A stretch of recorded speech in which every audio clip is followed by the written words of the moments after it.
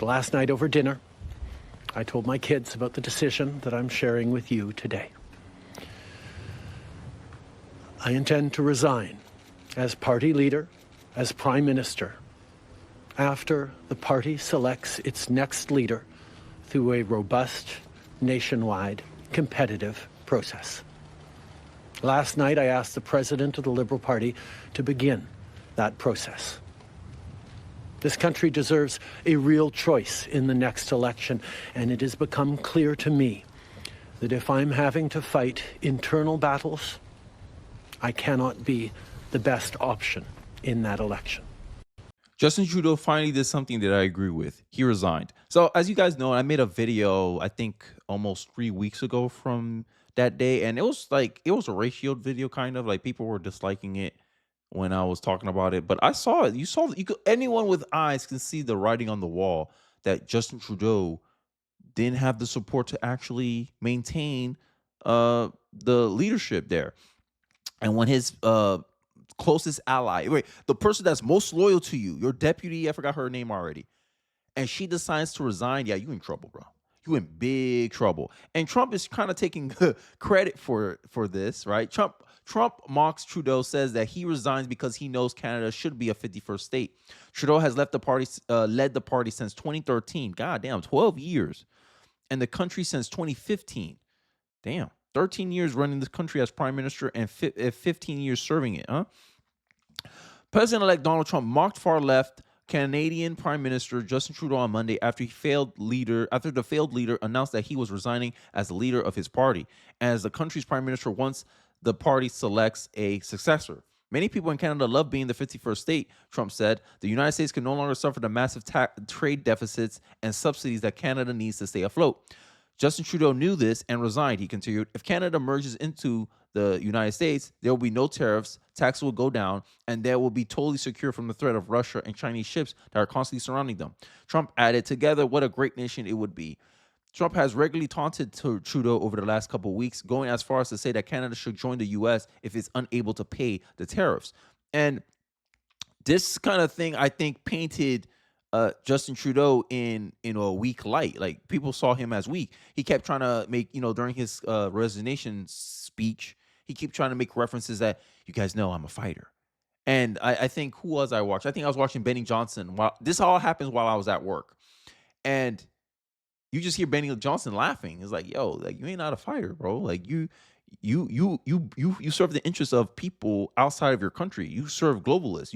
You claim about climate change. You spend all this money on carbon taxes, climate change, and all this stuff, and it has not done anything to actually prevent the climate from changing. And you're gonna sit there and pretend like your solutions are actually effective. And I remember I did a reaction video where I saw Justin Trudeau debate Pierre Poilievre about the amount of money that he spent on climate change, and found out that it didn't do anything. And I'm like, yo, you just threw money in. It's like you threw money into a fire and nothing happened. Like, you got nothing for your money. And this is why I think Canadians saw Justin Trudeau the way that they did.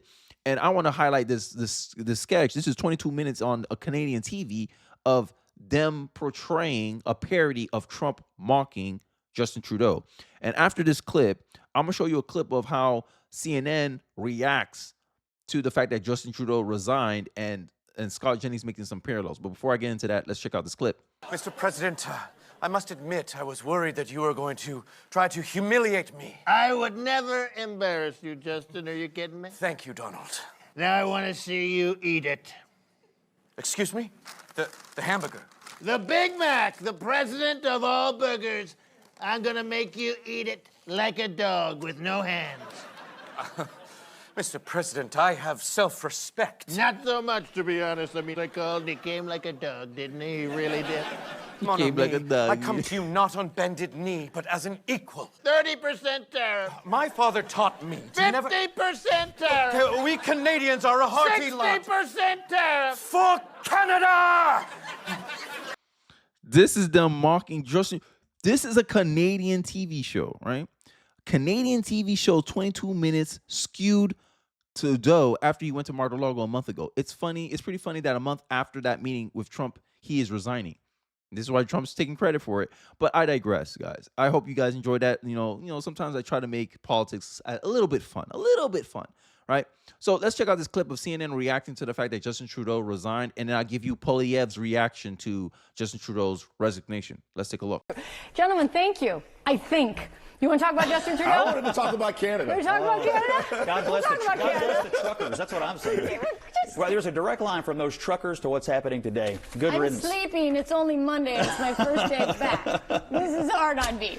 Before I move on to Poilievre's reaction to Justin Trudeau's resignation as prime minister, this person claims to be from Canada, and I have no doubt to not believe him.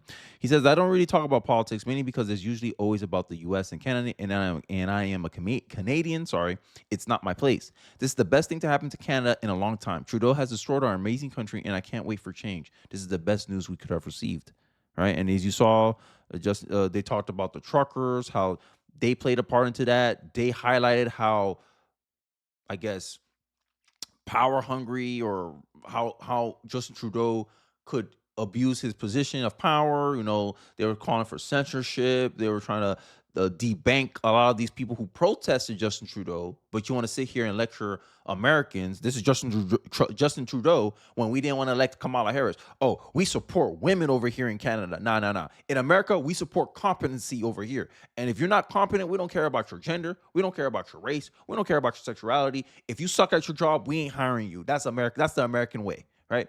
But Justin Trudeau out here making enemies, trying to speak on other people's election process when he has to worry about his own, about how he damn near acted like a tyrant against truckers who protested his regime.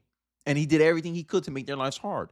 And I think that started off his further descent, because apparently his approval ratings are in the dumps, almost close to where Biden is right here in the US of A. But I digress. Canada, it's your day. Canada's next prime minister responds to Trudeau's resignation. I don't know if he's prime minister yet, but he has a good chance. I saw some information out there that the Conservatives got like 48%. Like people, like they got like if the election was held today for Canada's parliament, the Conservatives have a great chance to just become prime minister. So let's get a look at his reaction. Pierre Poilievre, I think I said his name correctly, Canada's likely next prime minister, rebuked the Liberal Party, stating the only reason they dumped Trudeau is because he's becoming a political liability that threatened their hold on power, just like someone we know, Joe Biden. So let's take a look at his reaction. Canadians desperate to turn the page on this dark chapter in our history might be relieved today that Justin Trudeau is finally leaving. But what has really changed? Every Liberal MP in power today and every potential Liberal leadership contender fighting for the top job helped Justin Trudeau break the country over the last 9 years. All Liberal politicians actively worked to pass into law the job-killing inflationary carbon tax, a tax that Carbon Tax Carney endorsed in his book. All supported a law quadrupling the tax over the next 5 years. All voted for or actively supported Trudeau's out-of-control spending, debt, and immigration. All passed Trudeau's housing policies that doubled the cost of homes. All Liberal politicians helped pass catch-and-release bail and house arrest for the most rampant reoffenders, policies that increased violent crime 50%, gun crime 116%, and hate crime by 250%. So given that Liberal MPs and leadership contenders unanimously supported everything Trudeau has done, why dump him now, right before an election? Have they had a change of heart? Is it because they feel guilty that they doubled housing costs, hiked taxes, unleashed crime, broke immigration, forced a quarter of the This stuff, when politicians get into debates, it's always interesting, because when it's you getting criticized, like Justin Trudeau during his resignation conference, he didn't mention any of this. He just felt like, the Canadian people feel like, there's something more could have been done. And then we know we're leaving the country better off than how we found it. And then you see Poilievre coming here. He's like, nah, bruh. They put out a bunch of policy that incentivize all these negative outcomes that the Canadian people are experiencing. And I'm like, yeah, that's politics. Because politicians, when it comes to success, everybody want to take credit for it. Everyone want to take credit for success, but no one wants to take responsibility for failure. And that's the game of politics. And I think what separates, like in my head, I think I guess I'm very opinionated of how politics should be. Politics should be about solutions. It should be about, hey, let's create an environment where good outcomes are more probable than not, right? And a part of me thinks that what makes an honest politician is they take responsibility for some of the failures of their policies and recommend an adjustment. Hey, look, I got it wrong here. Here's how I'm going to adjust for this. And here's the outcomes that I'm trying to see. Because we all understand that theory is different from practicality. When you're actually doing something, there's an opportunity, there's a chance that you could make a mistake. And I think people are very forgiving of that. And I think honestly, the politician that like, I think what will make a good part, and that's why I think many people like Trump, is because they understand Trump can be humble at times. Hey, Trump admitted during his one of his interviews, one of his many interviews that Kamala didn't do, that he made the wrong choices, but about who he picked in his cabinet. People will forgive you. I honestly believe this because people are honest. People value honesty more than they value someone who pretends that they're perfect and their ish don't stink, like the Democrats try to pretend to over here in the U.S. But I digress. I'm going to play this one for one more minute, and then I'll wrap up with my final thoughts. Population into poverty? No. They continued supporting Trudeau when he did all of those things. No, their only objection is that he is no longer popular enough to win an election and keep them in power. They want to protect their pensions and paycheck by sweeping their hated leader under the rug months before an election to trick you and then do it all over again. Damn, that sounds like what the Democrats try to do with Kamala Harris over here in the United States of America. I guess politics don't really change, huh? Dump their leader because he's no longer popular. He threatens the ability of other party members of keeping their power, keeping their seats, and they dump him. They threw him under the rug, to sweep him under the feet, throw him over a cliff, and try to replace him with another person. That sounds exactly what happened over here with the Democratic Party. Interesting how much parallels there is in politics. Now, while leaderless liberals focus on saving their jobs and fighting each other for power, the country spirals out of control, an out-of-control housing emergency, an out-of-control migrant crisis, an out-of-control $62 billion deficit, not to mention tariff threats from the United States. Oh, and another NDP Liberal carbon tax hike kicks in this April 1st. God damn, hey, Canada, shout out to y'all. Hey, bro, I couldn't take all that all those taxes, bro. What? You want to increase taxes, and we're doing bad over here? And if Donald Trump follows through with his threat, he can make the situation worse. Yo, you can tax your way into tyranny, I guess. You can regulate your way into tyranny, I guess. But hey, I think I gave a good highlight of what's going on, right?